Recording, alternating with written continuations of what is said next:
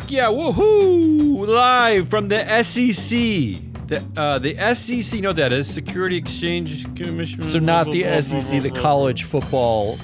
The SEC's neutered shareholder ballroom. Ugh, that sounds weird. It's an all-new terrific Tuesday edition of Business Pants, joined by analyst Matt Moscardi. Yeah. Yo, hey. On today's Giving Tuesday, that smells like fetid greenwashing, called December 2nd, 2025, The Good Game. Whoa, I came out there really sarcastic. I apologize. Well, I mean, look, The Good Game in 2025 has not been something to celebrate.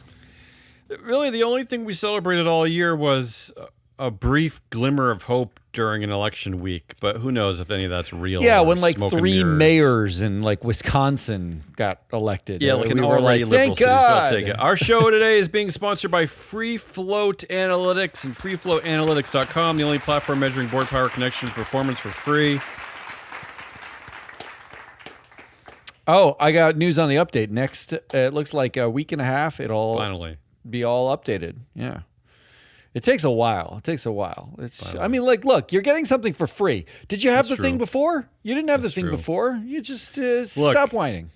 I hope our warnings are accurate. The SEC is neutering shareholders, basically stripping their rights to put up shareholder proposals. If now is not the time to put the focus on directors, then we should all just give up. So this data set is probably the most important data set, the most valuable tool you can use to start fighting back against directors. And if by partnering with Free Float Analytics, becoming a client, you'll only help grow the data. You'll make it stronger. You'll make it better. You'll make it update more quickly. You'll add data because any bit of infrastructure, any bit of financing, money, will help build it, right? Every advertisement that is on this show goes to build the data that you keep free. It's good for everybody, right? Did you read the story about the New York City controller wants to pull out of BlackRock? He wants to stop. What is that? Do you know? Yeah, BlackRock, Fidelity, and somebody else. Do you know the general point there? He's upset about climate stewardship. That they're not. So what does it mean that he wants to pull out the contract? What does he mean by that? Like what is the contract? They have, like tens of billions of dollars managed by BlackRock and Fidelity and whatever. They would pull that money from BlackRock and Fidelity, and they'd either move it to a different vendor, or they would. There aren't a lot of vendors who can handle the amount of money, but they could also manage it themselves. I mean, they probably have a Robinhood account at this point. Now look. We can't help you with all that, but we can help them enormously with voting. So New York City Controller, the office, anyone listening, come on, come to us. Brad Lander. We're going to set up everything for you, and it's going to be objective. It's going to be awesome. You're going to love it. Yeah. No, really. No, really. All right, come on. The Good Game. I think we need this. So here it is. I find headlines that seem good, and Matt, the arbiter of truth, tells me on a scale from 0 to 10 whether they're good or not. I have a addendum to the Good Game today. Oh, good. Can I rate that? That's a 2. Yeah. I don't like addendums to my games. It's 3 uplifting stories. I don't like when other producers do stuff. Well, 3 uplifting stories. Good. Just uplifting. They don't have to be good. These are uplifting objectively. Let's start at the top with a story that very well could be woke washing, greenwashing, whatever you want to call it. Could be corporate PR. This is New York Times is all over this. Everyone's all over this. The headline is Michael and Susan Dell. Yes, you're Susan. Sure. All of and this is not to crap on Susan, but all of the headlines, they have to include Susan for some reason. Michael and Susan Dell to donate. This is a very specific amount, $6.25 billion. To fund Trump accounts for 25 million U.S. kids. Now, try to overlook the politically charged part of this, where God knows why they're called Trump accounts. I mean, but try to overlook that. Try to be objective here. I don't actually even know. Maybe you voted for Trump. Maybe you didn't. Who knows, right? I can't tell. Give me a score, 0 to 10. Okay, I was reading this story. I'm really torn whether or not I hate it. The story, yeah. I might hate this Like, look, in concept, the Trump accounts are basically just, forced investment accounts that you give a kid when they're born. The total amount that they were estimating it would cost to fund the Trump accounts as they sort of sketched them, it's not exactly like the Trump administration's good on details and or execution of anything, right? Always true. Or the legality of things they're also or whether they can do a thing, right? Or whether the lawyers they're using to draft laws or fight cases are actually even lawyers, or we don't even know what's happening. Yeah. Whether the boats they're blowing up in the ocean are boats, or whether there's just a guy who said what and when. There's no good, but the estimate was $15 billion. Here's what I don't like. I don't like the fact that we have to basically beg a billionaire for who can pay. Dell just is like, or worse, I'll give another $6 billion. Or worse, use it as like some political messaging, right? But what are we doing when a guy can just decide at his largesse whether or not to help children? And he's going to pay $6 billion, and it won't matter to him. Like, and if you do it doesn't matter to him. That's just money. He's got so much of it, it doesn't matter. They're claiming it would be a one-time seed contribution of about $250 per kid. So the amount sounds impressive, but when you think about that, I mean, they give a college dropout from the Ivy League, like $10 million to start a horrible AI company that helps you, like, I don't even know what, put pictures on the internet, but a kid gets $250. Now, the other problems with this, and I'm not trying to sway your number here, but you do have to opt into this program. It's not automatic, and it clearly benefits families with any kind of financial literacy, because these accounts have to be managed, right? I mean, it's not just going to magically turn into a pile of Charlie Munger gold. Well, here's the other reason why this is like a little bit of a total, like, this is why I love the concept, but the execution again is just purely fraudulent. Again, it's like the concept. It's like the concept of handing a homeless person $1. In theory, like, it's good, but it doesn't cure any social policy needs, right? It doesn't attack the actual problems. So the $250 per kid, compounded at 7% annually, which is roughly the average of the stock market return over the course of 60 years. So the kid is born, which will be important because Trump's also trying to sell this 50-year mortgage thing too, right? So so they can take out a mortgage when they're born and retire when at the same time. Well, they'll be dead before they pay out their mortgage, but yeah. The total amount that $250, if it compounds annually at 7%, which is fairly conservative, but let's say 7%, is about $15,000. That's how much they'd have 60 years from now.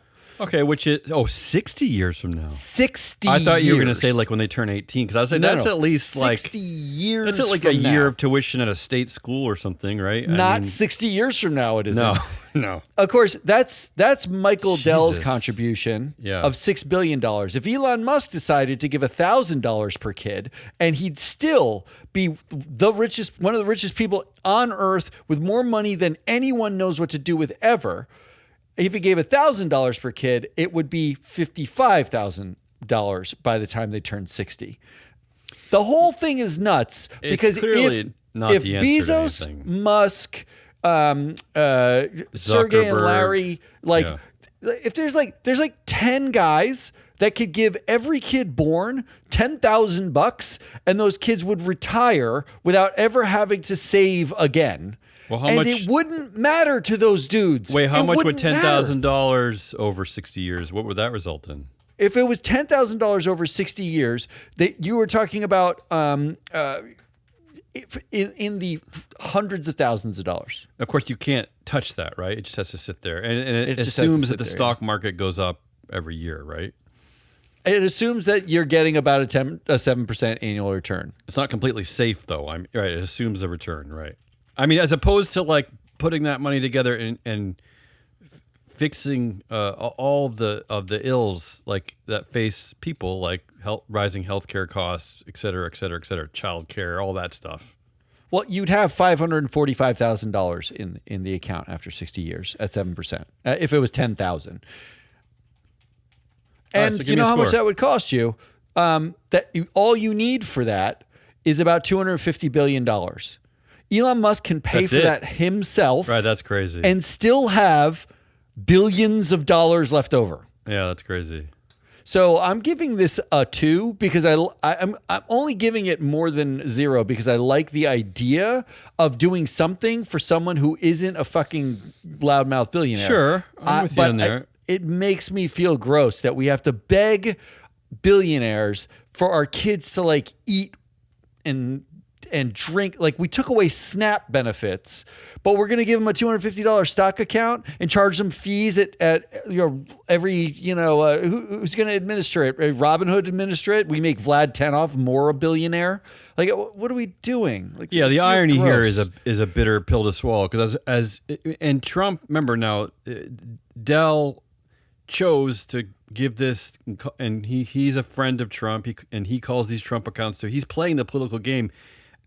And this is the man who is cutting social support systems like healthcare, welfare, education, childcare. So there's clearly a game. It's a game. It's a game, right? Like, so you get $250 that's worth $15,000 60 years from now, but you have measles. Your job was displaced by AI, and you like so. And this is what, unfortunately, is the Trump account a joke? And the irony cycle here is sad, unfortunately, for a lot of people, because a lot of the people who could benefit from this, a lot of the Trump supporters, the ones who laugh at and mock like high European taxes, and these are the same people with low financial literacy. What they don't realize is that those high taxes are pumped into a system that gives people, that makes sure they don't get measles, healthcare, welfare, education, childcare, right? So it is sad that very simple point is lost. But anyway, let's move on. So 2 is the bad best start I can do. to the good game. But I do have I neglected to say, in honor of Giving Tuesday, the first category here is the giving tree. That's the first headline. The second one is from the Lyft CEO. Here's some more good PR. The headline is, Lyft CEO, this Giving Tuesday, I'm matching every rider's donation.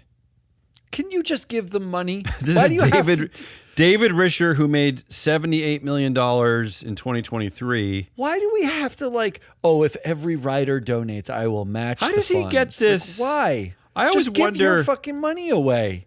Fortune is an interesting publication, fortune.com. I always wonder, how does David Risher of Lyft, how does he get this space to announce these things? I mean, I guess, again, in theory, this is good, right? I mean, I can't completely crap on it. It's not a 0. Well, this is the thing. This is the thing about giving and philanthropy, right? It's the concept of philanthropy. Everybody can agree that if you have had the good fortune and the infrastructure and all the cards lined up, and then you did some hard work and you built a nest egg of money, and you give a bunch of that money away because you realize you don't actually need all the money that you got, and you've just been really lucky and all that stuff. That concept everyone can get behind. But these are Risher's not a billionaire, but these are mostly billionaires deciding how to give their money to people who are less fortunate. At the same time, they're backing everything making them less fortunate. Lyft doesn't want their drivers to be employees. Yeah, not only that, but it saves Lyft a lot of money. It hurts the people so the donations you're giving, you're going to match the donations of riders. Those riders are going to give money to help, I don't know, whatever they're helping, whatever the matching is. And inevitably, how many of the Lyft drivers are going to need to tap the foundation donations that you just made because you won't make them employees and give them health care? Well, current reports are that the net earnings of Lyft drivers are somewhere between $13 and $18 an hour. So that's, it's not nothing. Imagine having a family of 4 on making $13 to $18 an hour. You can't anymore. So I'm giving this a 2. I think this is a terrible good game. I think actually this whole segment is just going to be a 2. Well, no, it might pick up. Jeff Bezos and Lauren Sanchez Bezos commit another specific amount that makes me crazy. Commit $102.5 million to organizations combating homelessness across the U.S. Quote, this is just the beginning. Wasn't their wedding $102 Okay, million? no, to be fair, their estimated cost of their wedding was only about $50 million. So they at least care about homelessness 2x their wedding. 2x their wedding? Yeah. Okay. This is also a 2. This is permanent 2s. All right. Well, look, I'm just reporting the headlines that, look, there are a lot of people who see these headlines and think, hey, Lyft CEO David Risher is a good guy. That's what they think. I know. I hate it. All right. Finally, Mackenzie Scott's $19 billion donations have turned philanthropy on its head.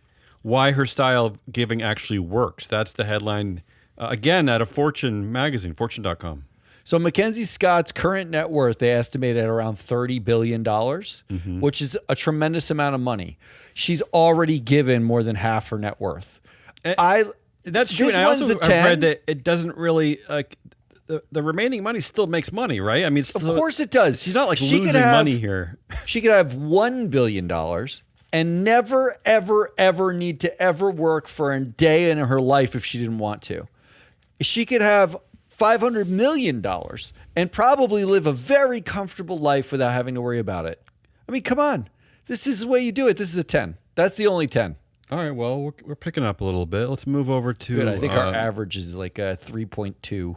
Let's move over to a category called Fighting Back. This is a stakeholders version, stakeholders rule. I have a shareholders version later. Fighting Back. New York City Council passes landmark AI oversight package, a collection of bills that are designed to provide a heightened level of oversight for the city's use of AI tools. I don't know what that means. Like, what is a heightened sense? Can you just ban it? Like, why do we need heightened senses? I did hear that OpenAI is freaking out about Google's Gemini. All right, we'll get to that later. I actually have that headline. The legislation creates an independent oversight office that's mandatory standards for fairness and transparency, creates a public list of every AI tool that the city uses. I don't know. It's full disclosure of the AI usage. Who knows? I guess it's fine. I'll give it a 5. Okay, let's move on then. Yeah, move on. 5 means we can move on. Again, this is the Fighting Back category stakeholders rule. Bernie Sanders and Mamdani joined the Starbucks picket line in Brooklyn. I mean, how long have they been picketing these Starbucks workers? Like, they've had 17 different CEOs. They're still going. Is there a contract in sight? Like, what's happening Just go here? Work at Chipotle, guys. Just stop it. It's unbelievable. What do you think, though, about the mayor-elect joining a picket line? That's always... good news, positive. Biden did the same thing, and the right-wing media turned it into like his version of khaki pants on Obama. I don't know. Do I care about that? Like, make a policy. You're not in office yet, so you can't. But like, when you make a policy, then I care. 5.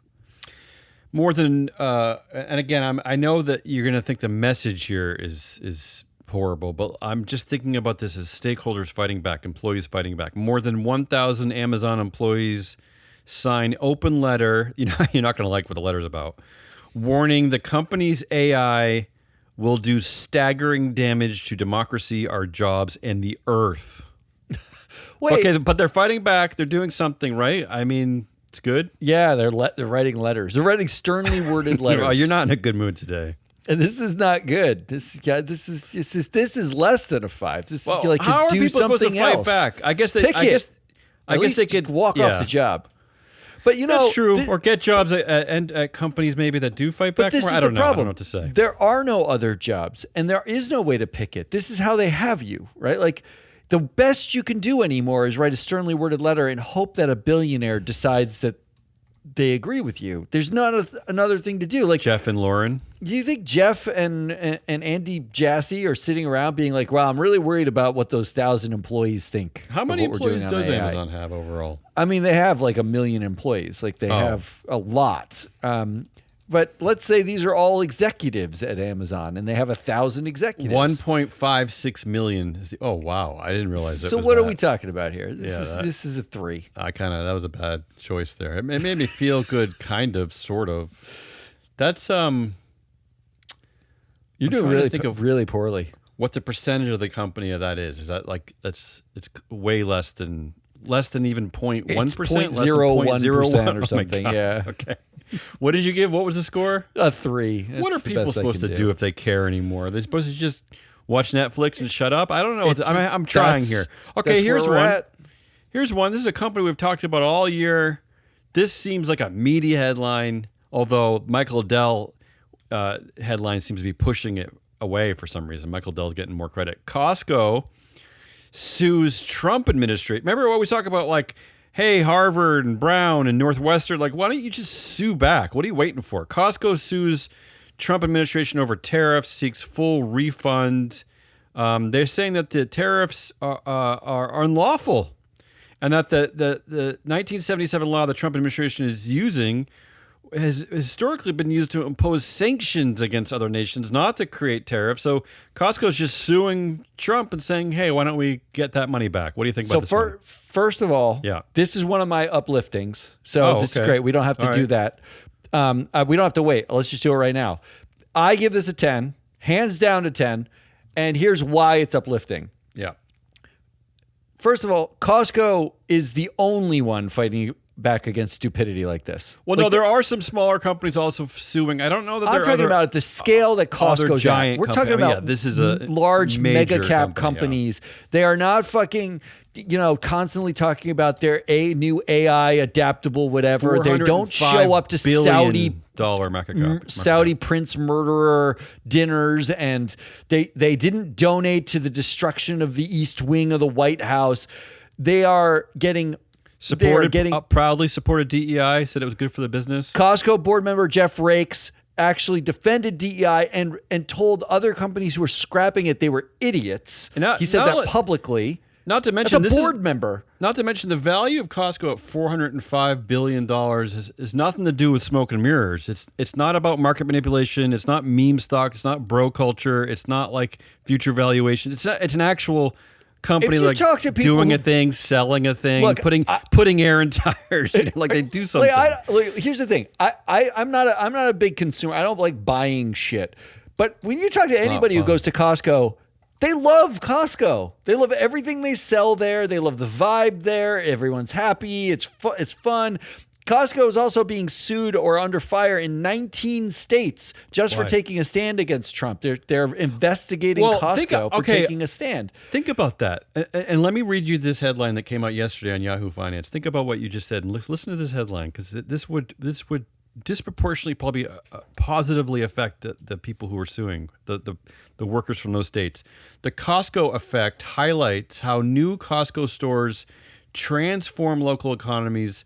Surrounding businesses raise wages up to 40% more. Think about that.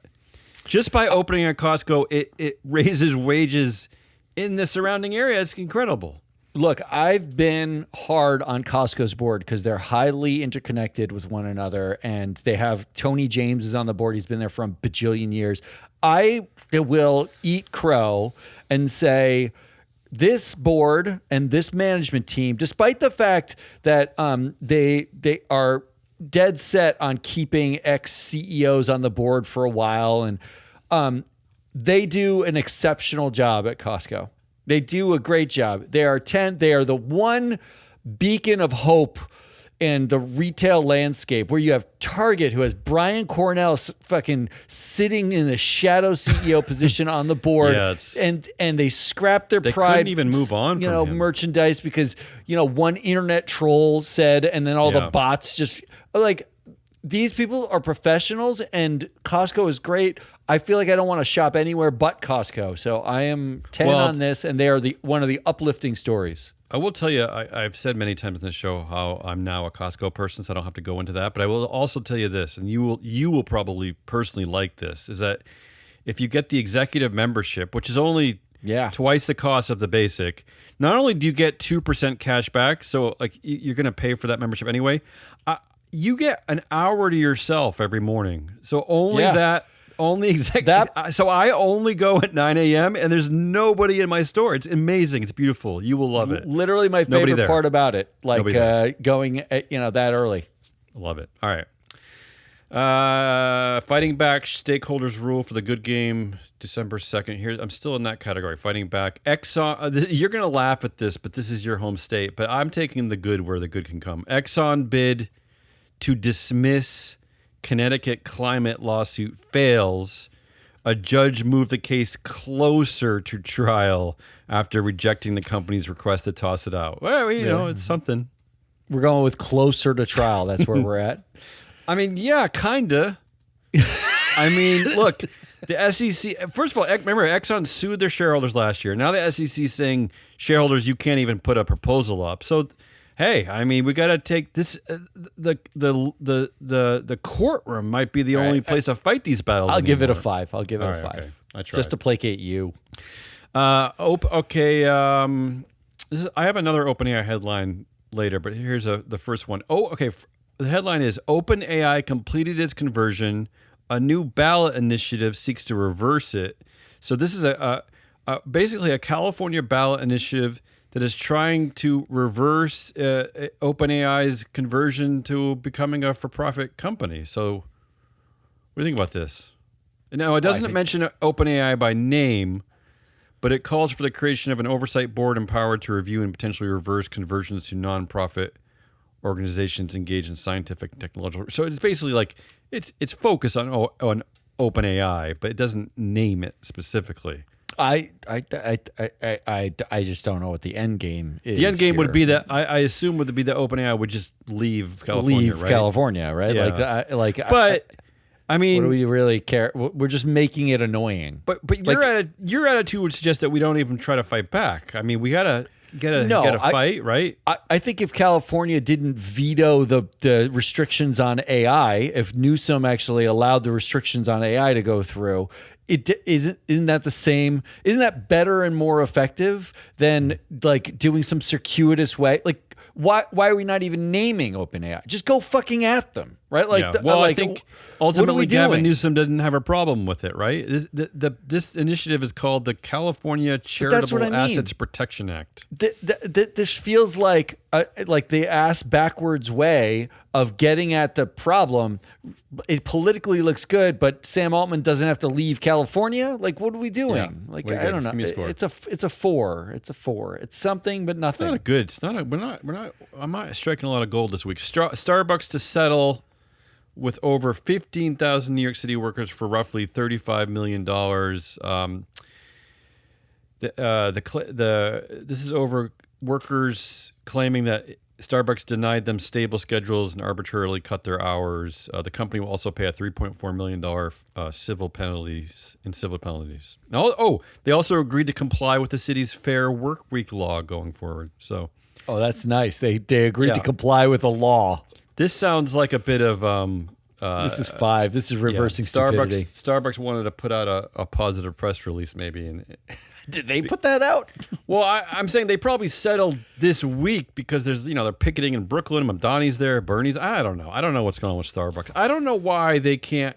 They're going to have Brian Niccol was listed as one of the worst CEOs according to. They got to get their act together quickly because they got to realize that all they are is a drugs company. They just sell drugs to addicts, right? That's all they do. Let's not pretend otherwise. Now, if their cafes aren't goddamn beautiful and comfortable, and if their workers aren't goddamn happy and well paid, and treat their customers well, the whole thing is just going to fall apart. All we're looking for as addicts is a comfortable place to sit, to get my fix, to get your fix, get all shaky, and just have pleasant people, pleasant workers, pleasant couch. That's it, Brian. It's simple. You're like, I don't know what you're waiting for. Like, listen to Costco. Like, I mean, the gap between Starbucks and the pit in The Wire. Do you ever see The Wire? Like, it's basically an open air Yeah, they created like a quasi legal zone to deal drugs, even though the Baltimore City didn't really know about it. The gap is basically Starbucks has better couches, right? Like, yeah, not even really. That's what I mean. They aren't the nicest places. Upgrade. It should be very simple. Yeah, well, this is why maybe they're calling Brian Nichols one of the worst CEOs of the year, because he's not. You're gonna have to solve this worker problem. Is it time? Can we finally vote out the board of Starbucks? Can we finally get around to it? Can we finally make some real change and not give a golden shower to some guy because he could push beans better than the guy right before him? It's reversing stupidity. Move on. I mean, you dumped $100 million in Brian Nichols' lap because he managed to sell burritos, which is like, how do you not sell burritos in America? I mean, everyone loves burritos in America. You couldn't fail tacos with and burritos. I mean, the fact that you're failing with coffee is actually like a master class in sucking. You can't fail at that. Yeah. Like people even put them. They buy frozen ones and put them in microwaves. They love them so much. I mean. All right, let's move on the good game. This section is called Fighting Back. Shareholders. This is the shareholders rule. The shareholders are fighting back. Michael Burry, he's a well-known shareholder, calls Tesla. This is the big short guy, Michael Burry. You know him. Yeah, I like him. Yeah. He calls Tesla ridiculously overvalued, and he knocks the tech industry for a widely used practice. Now, he's critical of the industry for its use of stock-based compensation and then ignoring it as a legitimate expense.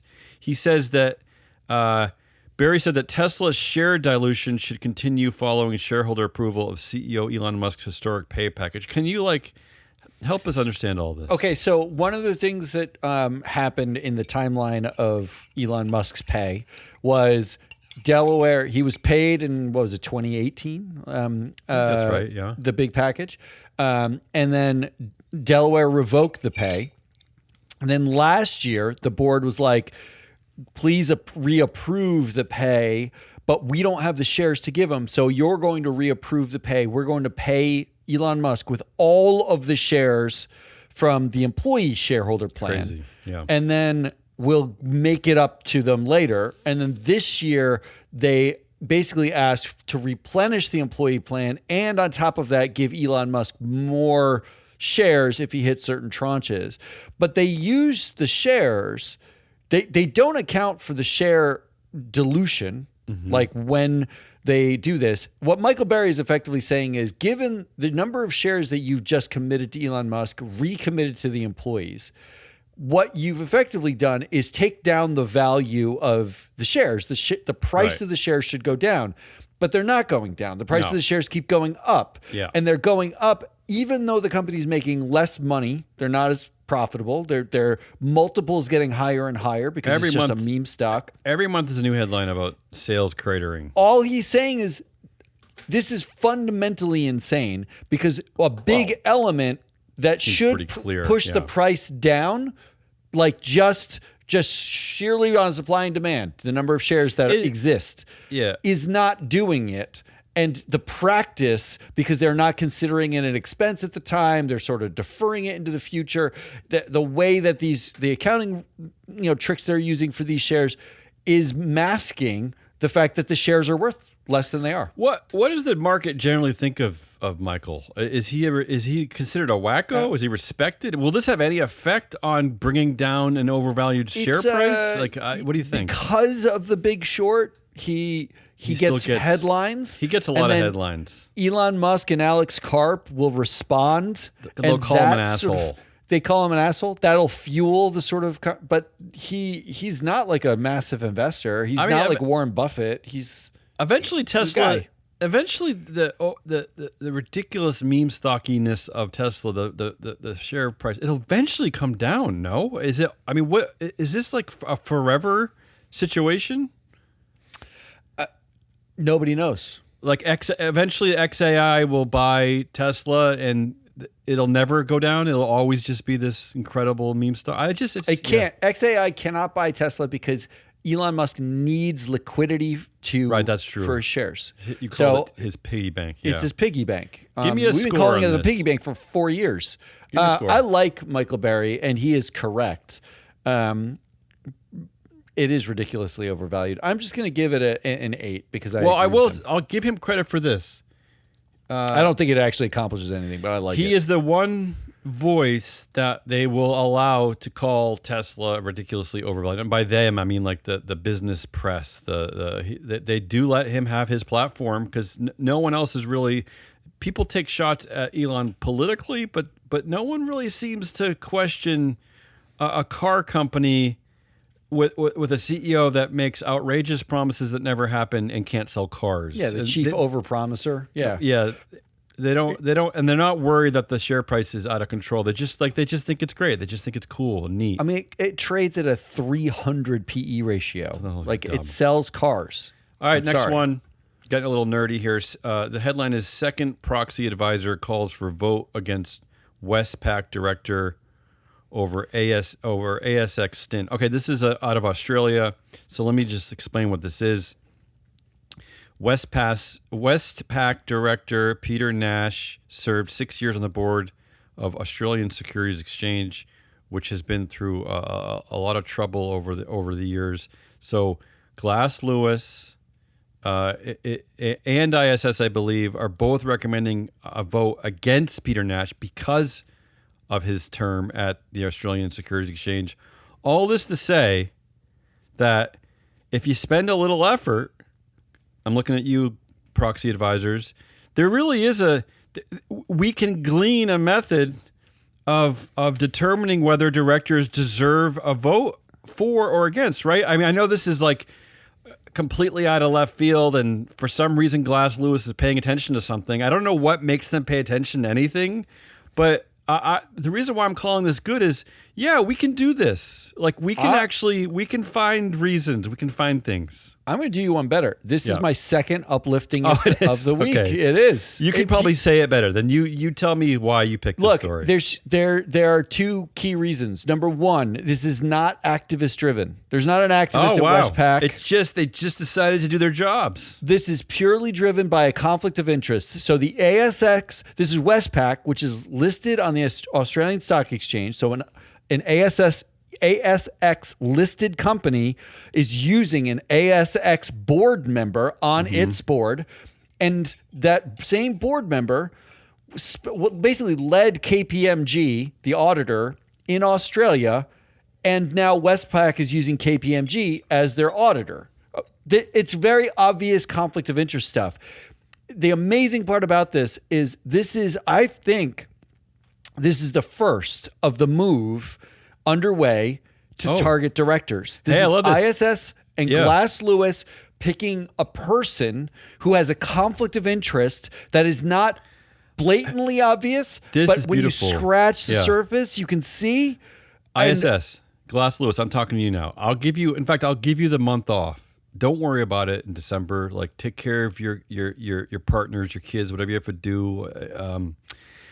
In January, let's get at this. Let's start a list. To Matt's point, let's start with conflicts of interest. Let's come up with a massive list, objective list of criteria based on this kind of reasoning. Let's do this. We can do this together. Just a huge list, and let's apply it to all the companies that you cover. We can just start there, okay? I think from an administration and regulatory standpoint, ISS and Glass Lewis are strategically saying Australia first because Australia has some of the worst conflicts of interest in any market. Like, it is a very small universe. But let's not forget Glass Lewis. There can be just simple conflicts of interest, like the fact that several board members are all in the same network, which is really not a benefit to shareholders. That one feels complex. How about your brother's on the board? That was a simple one. Let's start there, right? I'm giving it a 10. It's really uplifting to see the proxy advisors do what they're supposed to do, which is analyze a person, not driven by an activist, not driven by something else, just saying, hey, this person is conflicted and we recommend voting against them. That's pretty simple. How about this one? One more from shareholders fighting back. Norway Health Fund to back call for Microsoft human rights report annual meeting, which is taking place in 3 days. Although, next year, will this vote even come up? No, probably not. But that's not the point. I'm not even focusing on the shareholder proposal that the Norway Health Fund is supporting. I'm actually looking at this. They're also voting against Satya Nadella's pay package. That, at a minimum, that seems obvious. And they're also voting against Satya Nadella to be on the board because he also serves as a chair, and they have a simple policy that they vote against, CEOs who are chair. So I made this point forever. I know this is like it is just too much for most people to hear and deal with, but you can vote against CEOs, not even who are on the American boards.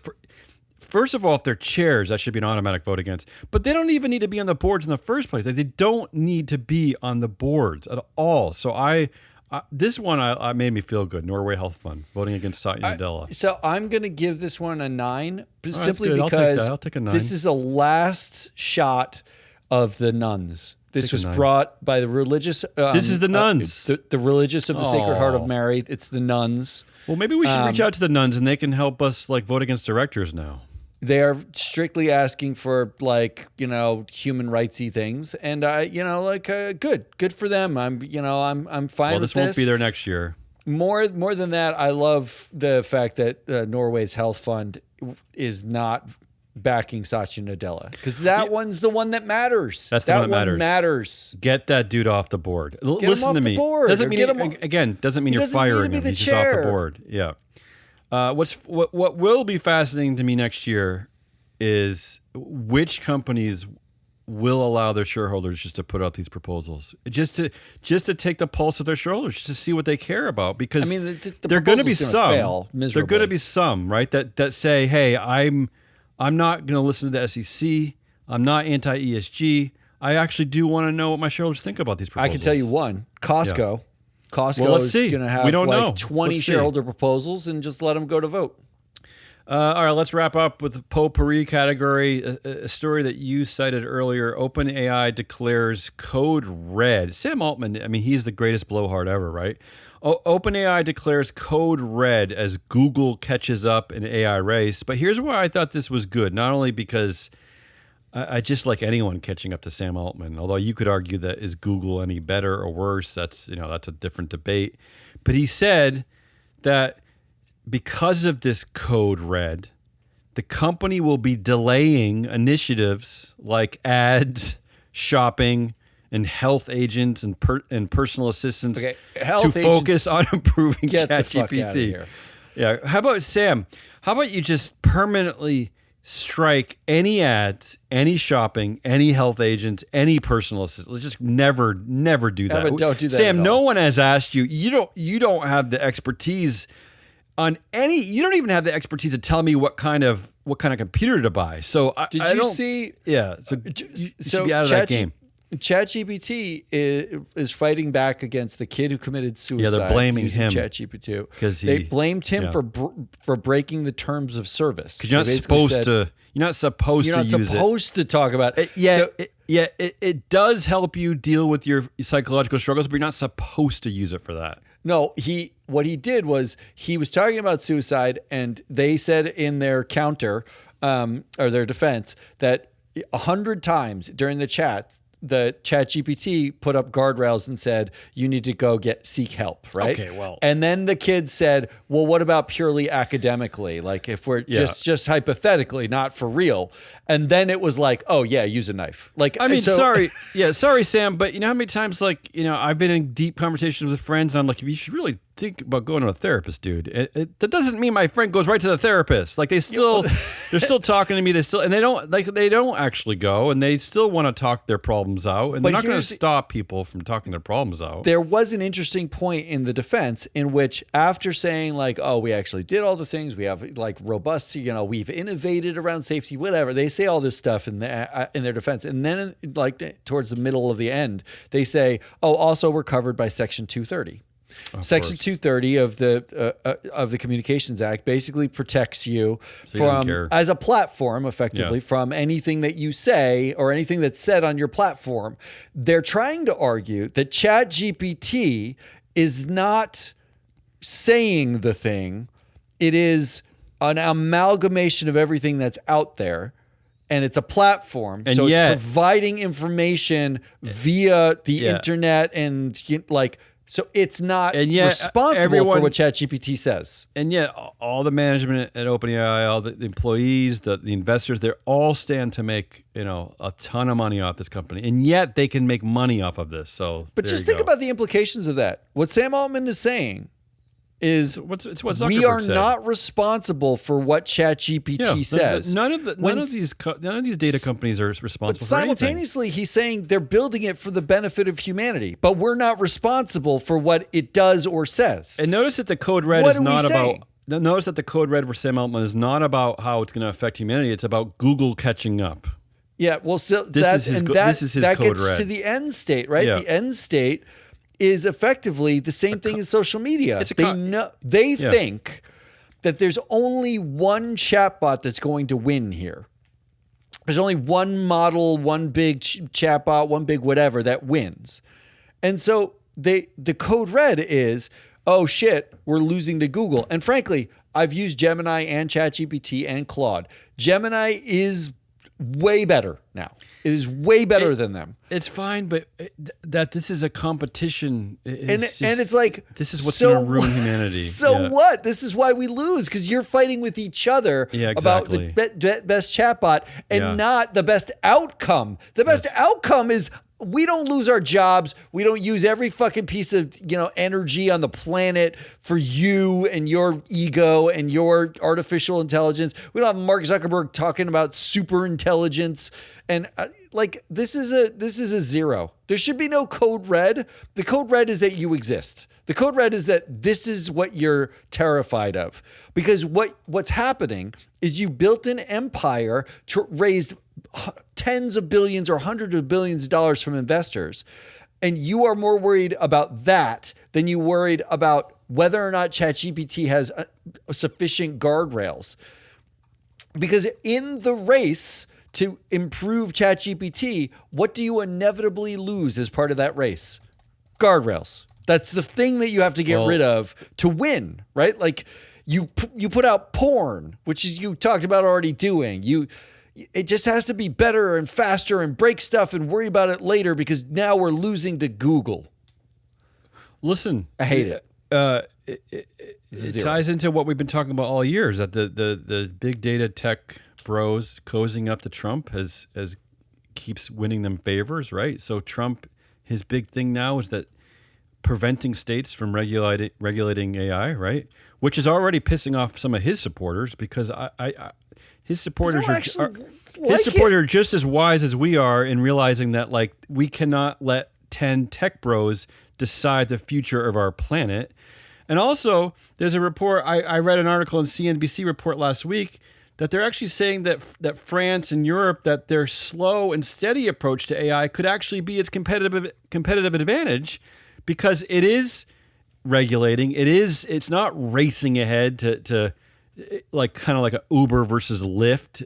It's being cautious, and who knows? Let's hope that maybe the AI that we rely on comes out of this slow and steady of approach, and not from the Sam Altman playbook, which is just let's just make money, destroy, break laws. I don't know, kill kids. I don't know what Sam's doing. Hate it. It's a zero. Right. Just give it a zero and go to the next one. That wasn't the point of the good game. We're off track as usual. It's been a hard year for us. Let's end today's show, at least my portion of the show, on this headline, which I'm calling good because this is a topic that I have been passionate about for many years, and I'm happy that it's being aired.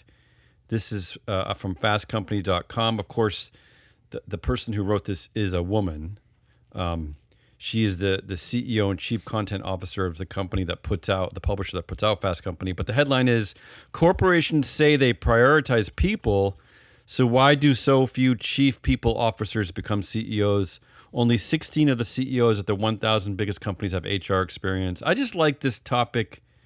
I don't want this topic to die. I actually think it's an important sort of bridge to the future of the U.S. worker. But I don't know. While the men are busy creating AI that is helping to fire everybody, I'm hoping there's a counterbalance to this. So I don't know. I threw this in here just because I don't even know why. I like the article. I like the content. I like the message. Look, there's some simple statistics that explain why that they don't become CEOs. Because they're women? Because they're all women. Right. The vast majority, I think the last I saw was in 2022 or 23. It was like 77% of chief people officers are women. And of those, there are actually more people of color than there are in the broader sort of executive C-suite. Than any role, that I've seen. That occupies the twofer role, women. right? Like black women or Hispanic women or Asian women means you get twice the diversity for one role in your C-suite. Right. They also said that over nearly a quarter or 3/4 of them rather have advanced degrees. So these are not just women, they're really smart women. And the last thing anybody wants is a really smart woman occupying the C-suite. The C-suite is reserved for the big boy pants where you manage P&L and, we build products that, make the world go round. We don't want our smart women who just deal with like the kiddos that are our employees running the company. That's the attitude. The smart women will probably act a lot like France and Europe when we're talking about AI, and they will probably have a slow and steady approach, right? They're not going to race forward. I mean, they're going to be cautious. I don't know how am I supposed to rate this? I don't know. That's just a give good it a 10 headline.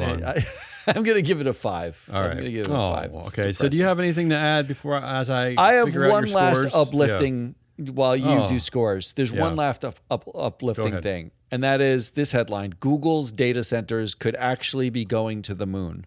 No, that's good. I saw not this. Only is that good, is Sundar Pichai? Is he like the new? We were talking about this earlier. Is he like the new blowhard? He's been released this year. He keeps just saying it's like the Kraken's out. Yeah. Yeah. Before you get to your point, he said this also. He said. As AI wipes jobs, Google CEO Sundar Pichai says it's up to everyday people. That's not him, obviously. I don't know what an everyday. What is an everyday person, Sundar? Are you not an everyday person? Like, is there a distinction between an everyday person and like a Tuesday person? Like, what the fuck is he talking about? Yeah, the occasional person. He says it's up to everyday people to adapt accordingly. Quote: We will have to work through societal disruption. So. He's becoming a weirdo too. We will have to work. Well, what does that mean? Is he part of the everyday people? I don't understand. I built the thing that destroys humanity. We're just going to have to work. We'll have to figure it out together. We're just going to have to figure that out. Everything that we thought we knew until yesterday. I could stop building it. Yeah, we could all. Yes, it's me and my 5 bros could just all figure this out. Yeah, but there's a lot of cash here, so we're not going to stop. We're not going to stop. You everyday people. No, this one is because, even though the cynical view is we couldn't solve the climate crisis for the sake of humanity, but we absolutely will solve it for AI. They want to go to the moon because they estimate 100 trillion times more energy from the sun if we produced energy on the moon, which means there is more than just Sundar Pichai and Google talking about this. These are actually, Mark Benioff was talking about this. Elon Musk has talked about this. Many of these billionaire weirdos have talked about it. Bezos has talked about it. The pitch here is U.S. data centers are currently already eating over 4% of the United States electricity. The estimate is it could be triple by 2028 in just 2.5 years, effectively, because they're building AI and everybody's talking about AI. If you go to the moon, you need to hire people. You need to build components. You'd need to get stuff up there. You'd need maintenance of it. And extraterrestrial data centers could cut emissions by a factor of 10. They would reduce energy consumption on Earth by 10. It would all be solar. You could have AI, which I hate, but you'd have it without the energy burden. Does the sun have a say in this? Does the everyday people in Ohio. Does the sun have a vote of whether it wants its energy to go all to the big tech companies? The sun would vote for "I will destroy you all in 1 billion years anyway." That's right. The sun vote. You know what? This was uplifting. You know how stupid to me. this is? You know what the name of this is called? You know what Sundar's calling this project? Yeah, Project Sun Catcher. Project Suncatcher. Yeah, Stupid. That one didn't go through a Jokes. focus group. Clearly, Yeah. that one. Well, because the one thing that we know that AI can't do is creativity. So there you go. Well, what's the final score here? Let's get out of here. It's been a depressing week for us. For some reason, you're down to you actually broke the string. Since May, you've been a 6 every week. We are down to a 5.3. Oh, I'm surprised it's that high. There was a lot I don't know what's wrong with zeros. us. I mean, we were extra cynical this week. I don't understand it. Is it because, I came up with uplifting because I felt it coming. I ruined it. I was ranty and bloated. It's because I'm like eating whatever I feel like. And I don't think you could possibly ruin it. I ruined it as soon as you sugar. said Michael Dell gives $6 billion to salt. kids. That ruined it. No, he's giving it to the Trump accounts, not kids. Trump accounts. The whole thing got ruined. That's Hazelnut Rallis, also known as Damien to his mother. I am your analyst, Matt Moscardi. We are Free Float. Come back. We got shows. Were we doing a proxy countdown this week? Forever. We do shows forever. Maybe. We'll see. I think we'll do a proxy countdown this week, probably. But we definitely have our Friday show. Mike and Ann, shareholder primacy, coming tomorrow. They're talking about proxy advisors and the legalities of, Florida's attacking them. Texas is attacking them. They're going to talk about that stuff.